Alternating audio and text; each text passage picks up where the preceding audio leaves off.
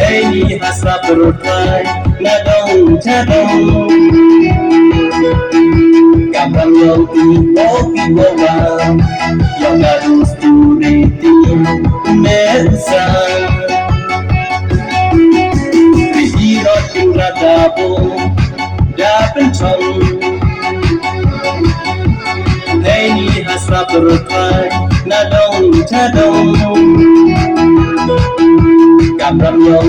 kopi bawa yang harus turiti mensa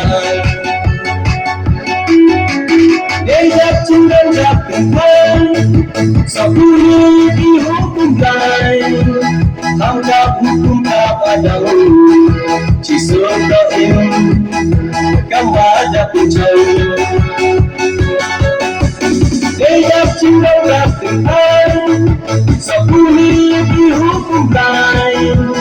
Anggap hukum kapadang Cisur doim Kamada pucau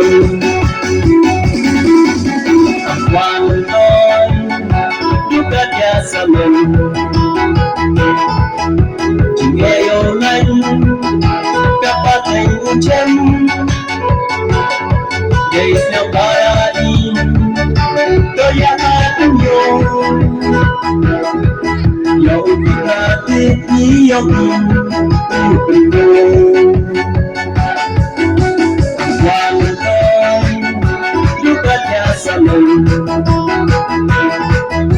Jingayo lain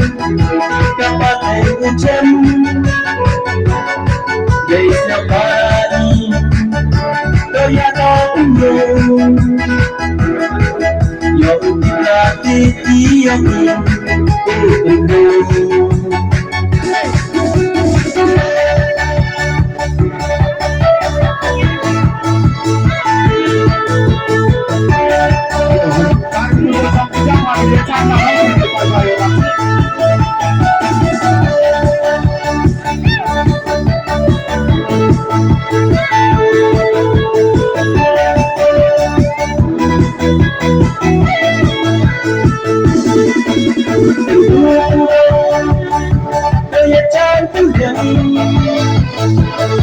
Hey mendung, yo ibian,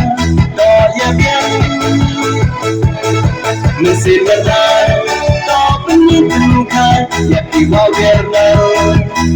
ini berkai Pintu tenggang, do ya cantik bian Hey mendung, yo ibian, do ya bian Mesin berdan, do penyedukan Ya tiba berlalu, ini berkai Saya jingim, hakalu diwakan Ya ugisut insan,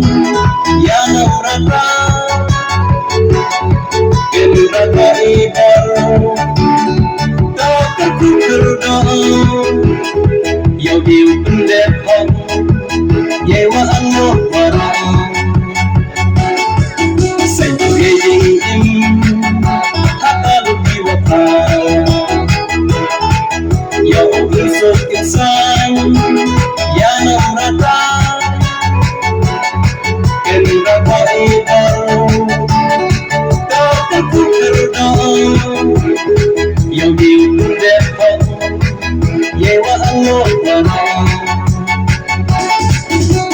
Dejak cinta japitan Sabuni dihukum lain Anggap hukum kapadang Cisur doim Kamada pucau Dejak cinta japitan